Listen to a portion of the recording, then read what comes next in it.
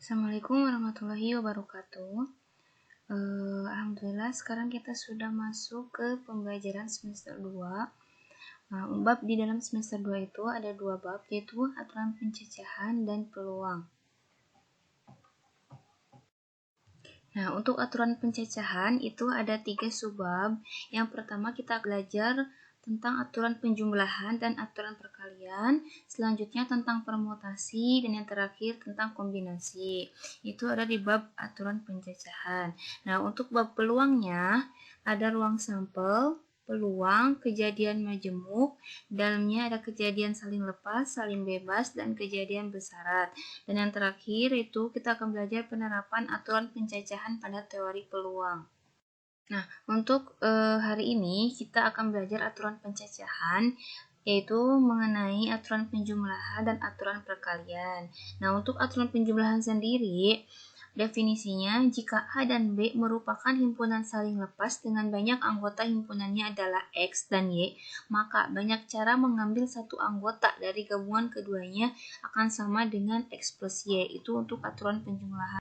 Nah, untuk aturan perkalian, jika suatu kejadian terdiri atas n tahap atau kejadian yang berurutan di mana tahap pertama dapat terjadi dalam P1 cara yang berbeda, tahap kedua dapat terjadi dalam P2 cara yang berbeda, dan seterusnya sampai tahap ke n dapat terjadi dalam Pn cara yang berbeda, maka total banyaknya cara kejadian tersebut dapat terjadi dengan P1 kali P2 kali P3 kali dan seterusnya sampai ke Pn. Itu aturan perkalian.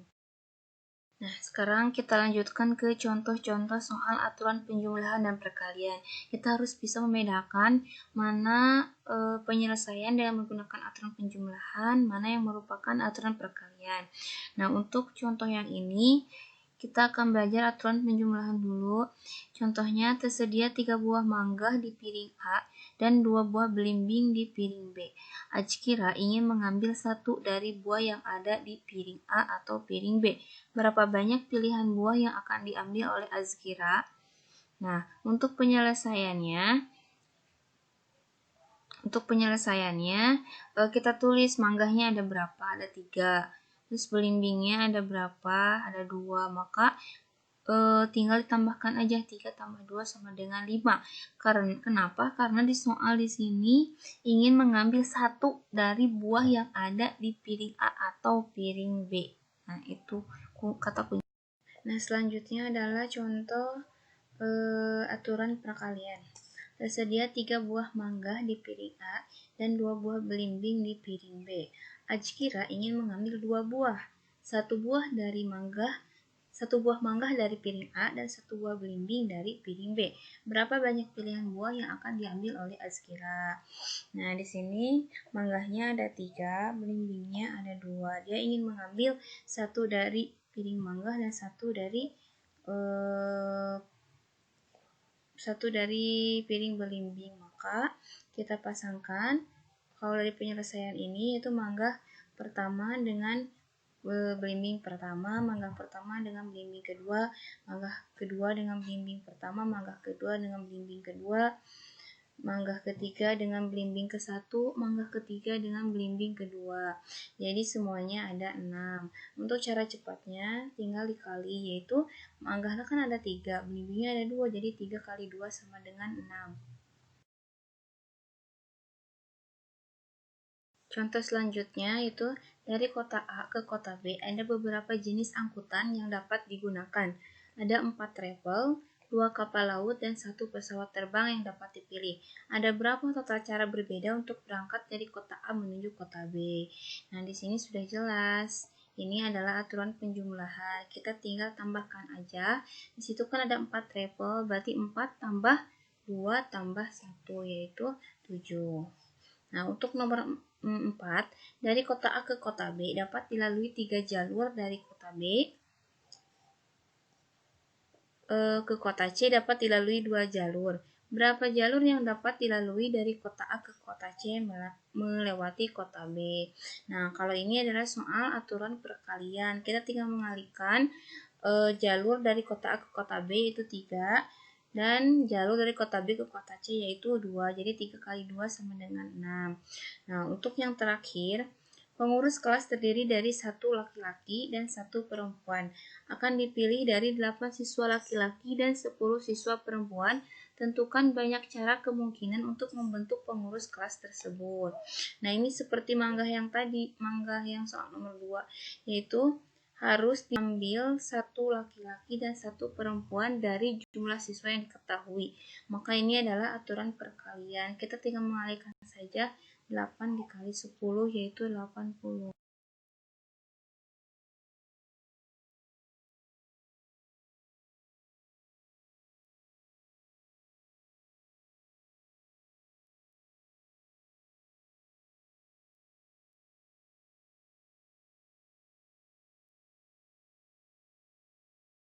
Sekarang soal nomor 6.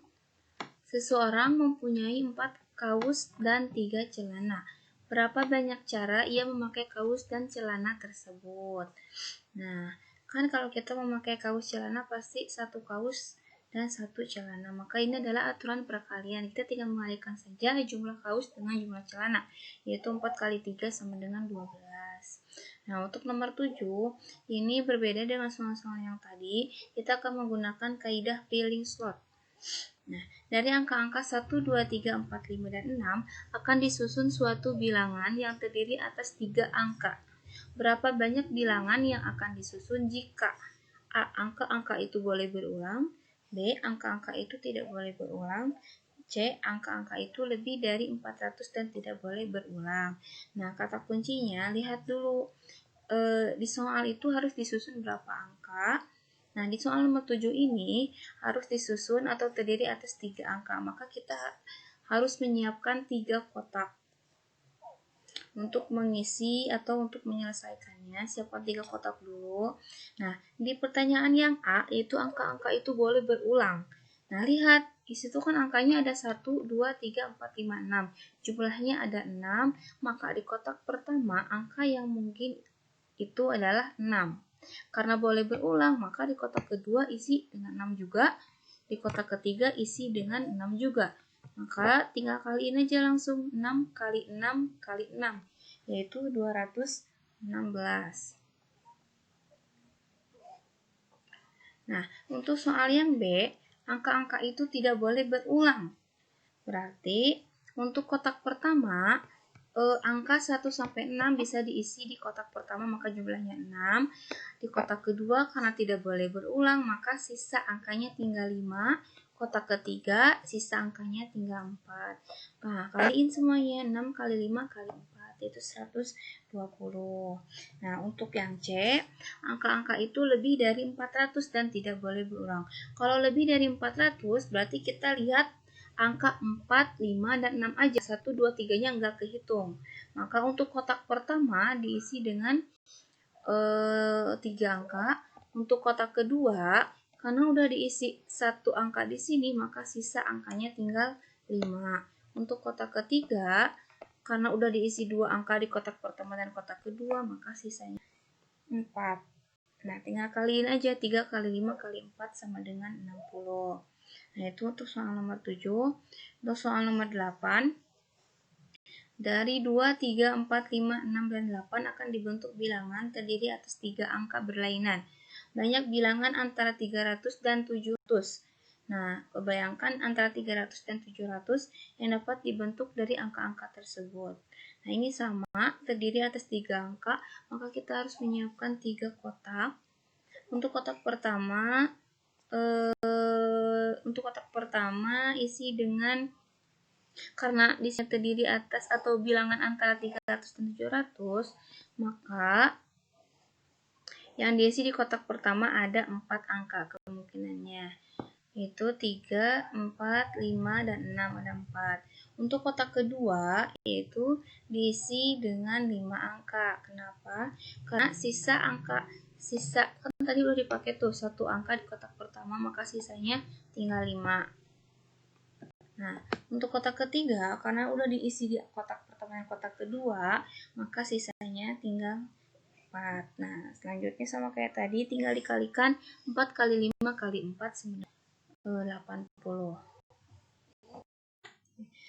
Jika kalian belum paham mengenai contoh soal yang tadi, simak lagi contoh soal yang ini.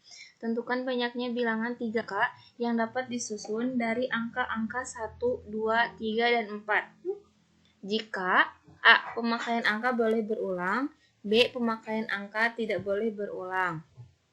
Nah, kata kuncinya bilangan terdiri dari 3 angka, maka kita harus menyiapkan 3 kotak. Nah, terus untuk mengisi kotak pertama, lihat di situ disusun dengan angka-angka berapa aja. Di soal yang itu disusun dengan angka 1, 2, 3, dan 4. Jumlahnya ada 4. Maka kemungkinan untuk mengisi kotak pertama yaitu dengan 4 angka, kotak kedua dengan 4 angka, kotak ketiga juga dengan 4 angka. Kenapa sama? Karena soal yang A itu pemakaian angkanya boleh berulang. Nah, terus yang B, pemakaian angka tidak boleh berulang. Maka untuk kotak pertama, semua angka kemungkinan bisa masuk ke kotak pertama. Kotak kedua, karena udah 1 angka dipakai di kotak pertama, maka sisanya ada 3. Dan kotak ketiga, karena udah dipakai di 1 angka di kotak pertama, 1 angka di kotak kedua, maka sisanya tinggal 2. Tinggal kaliin aja langsung. 4 kali 3 kali 2 sama dengan 24. Nah, kan di sini terdiri dari 3 angka, maka ini angkanya itu ratusan. Kotak pertama itu ratusan, kotak kedua puluhan, dan kotak ketiga satuan. Kalau misalkan tadi soalnya terdiri atas 4 angka, maka kotak pertamanya ribuan, kotak kedua ratusan, kotak ketiga puluhan, dan kotak terakhirnya adalah satuan.